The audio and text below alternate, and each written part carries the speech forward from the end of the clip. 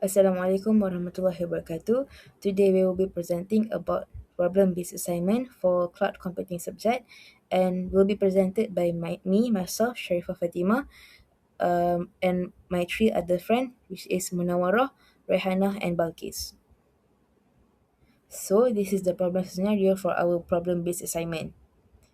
EDU Future Student Berhad is an online education platform that uses cloud services such as Google Drive, Microsoft 365, and Google Classroom to store student data, lecture recordings, exam papers, and conduct online classes. Recently, the company faced several problems. A lecturer accidentally deleted 6 months of lecture recordings. There is no backup was available. Student personal data like names and IC numbers was leaked because a lecturer used a weak password and shared it with an assistant.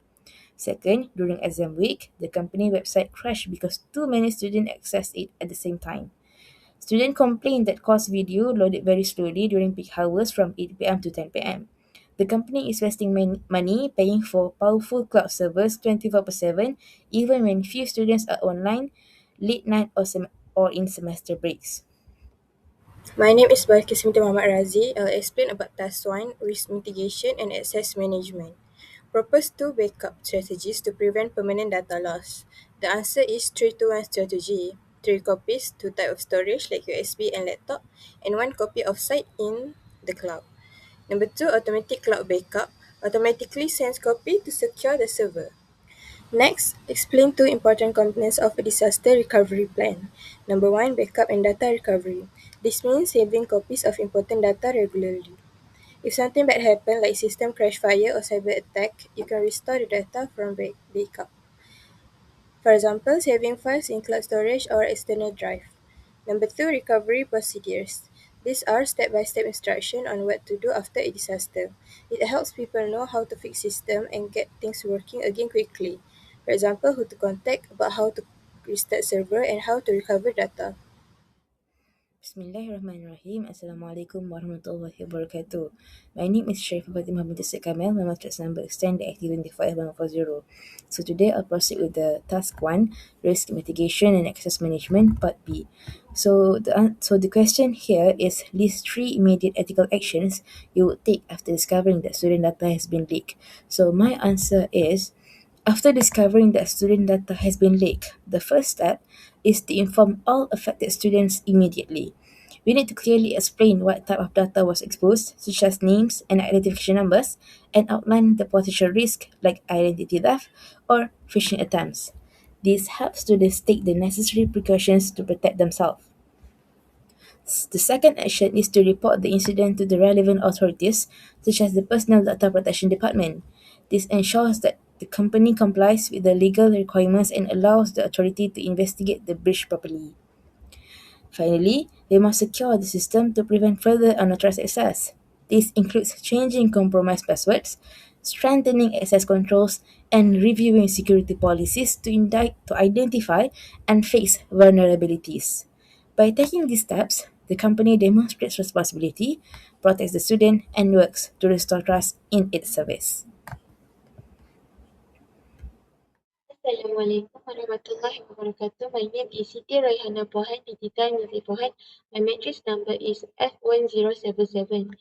So, based on the scenario, EduFisher had a data leak because of weak password and poor access control. So, first we can use MFA to add extra security like OTP. So, even if the password is shared, others still cannot access. Next is RBAC, limits access based on user roles, so lecturers and assistants only access what they need. Next, SSO, allow user to log in once and access all systems securely. For the training, security awareness training, lecturers should be trained to create strong password, never share credentials, and recognize phishing attacks. Next, for the cloud usage training, since the lecturer handle uh, lecture recording and student data, they should be learned how to set correct sharing permission, meaning here that it's not a public link, that meaning that only certain people can access it, and then how to safely upload or store file in cloud platform, and uh, about sharing files. Bismillahirrahmanirrahim. Assalamualaikum warahmatullahi wabarakatuh. My name is Nora binti Nazrul Kasmizi and my mentoring number is 10 DIT4B So as for the task 2, I'm going to cover about performance optimization and cost management. So for the part A, the question is asking about explain how cloud load balancing could prevent the website from crashing and give three benefits of load balancing for an e-learning platform. So for the answer for the cloud load balancing, is actually cloud load balancing could prevent the website from crashing by sharing the traffic between many servers. As we can take a look for example in our real life, when too many users access the website at the same time, the system, instead of them sending everything to one server, the system will divide the request to each of the server. So this actually can avoid and keep the website perform to run it and perform very well. So that's it for the question one. And the next is benefits for an e-learning platform. Actually, e-learning platform can give a lot of benefits, but three of that is can handle many students at once because it actually can avoid from lagging when many users try to log in. And the second is less chance of crash because if one server fails, other server can still work. And the last one is in faster access because students can open pages and content more quickly because the all the data is already inside the memory. Alright, so this is part the question, which is the question is asking about how cloud caching can help videos to load faster and give two examples of content that should be cached. So cloud caching is actually can help videos to load faster by saving copies of the video in nearby server. As we frequently watch that video, is actually our server is going to save the data in the main system so that when a student wants to watch a video, it doesn't need to load from the main server every single time. So that is actually can reduce our times and can reduce server from have some buffering. So that's it for the question. Alright, next is there's some example of content cache. Right. The first one is frequently watched tutorial videos. As we frequently watch the videos, is actually the same particular videos is going to save in our server data. So every time when student or anyone who watch same video or same anything, the data is going to show to us without need a lot of time. And then next is notes or slides.